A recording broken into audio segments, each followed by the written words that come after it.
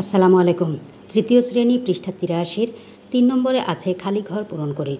এখানে ১ নম্বর, ২ নম্বর, ৩ নম্বর ও ৪ নম্বরের ৪টি সমাধান আমি করে দেখাবো।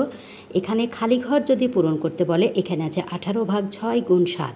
আমরা জানি প্রক্রিয়ার চিহ্ন হচ্ছে প্রক্রিয়ার প্রতীক ৪টি, যোগ বিয়োগ গুণ ভাগ। প্রথমে আগে ভাগের কাজ করতে হয়, তারপরে গুণের কাজ, তারপর যোগ বিয়োগের কাজ। কিন্তু যদি দেখা যায় ভাগ এবং গুণ আছে, তাহলে আমরা কিসের কাজ করব? পাশাপাশি যদি থাকে, গুণ আর ভাগ থাকে, তাহলে বাম দিক থেকে করতে হবে। গুণের কাজ আগে থাকলে গুণের কাজ আগে করতে হবে, ভাগের কাজ আগে থাকলে ভাগের কাজ করতে হবে। এখন আমার এখানে প্রথমে আছে হচ্ছে ভাগের কাজ। তাহলে আমি প্রথমে ভাগের কাজ করব। তাহলে 18কে 6 দিয়ে যদি ভাগ করি, তাহলে 3 6 কত হয়? 18। তারপর আছে গুণ 7 সমান 3 7 কত হয়? 21।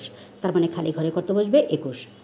ঠিক পরেরটাও আছে 42/7 গুণ 8 সমান খালি ঘর। এখানে যেহেতু এখানেও প্রথমে ভাগের কাজ আছে, প্রথমে আগে ভাগের কাজ করে নেব। 6 7 42, তারপর আছে গুণ 8, তাহলে সমান 6 8 কত হবে? 48। তার মানে খালি ঘরে কত বসবে? 48। ঠিক এমনিভাবে এখানে পরেরটা আছে প্রথমে গুণের কাজ। তাহলে এরকম যদি গুণ আর ভাগ যদি পাশাপাশি থাকে, তাহলে বাম দিক থেকে করতে হবে। গুণের কাজ থাকলে আগে, ভাগের কাজ থাকলেও আগে করতে হবে। যেহেতু আগে গুণের কাজ আছে, তাহলে গুণের কাজ করে দেবো। 5 15 গুণ করলে হয় হচ্ছে 75, ভাগ কত? 3। এখানে সমান 3 দিয়ে যদি 75কে ভাগ করা হয়, তাহলে 3 25-এ 75 হয়। তাহলে এখানে কত হবে? 25।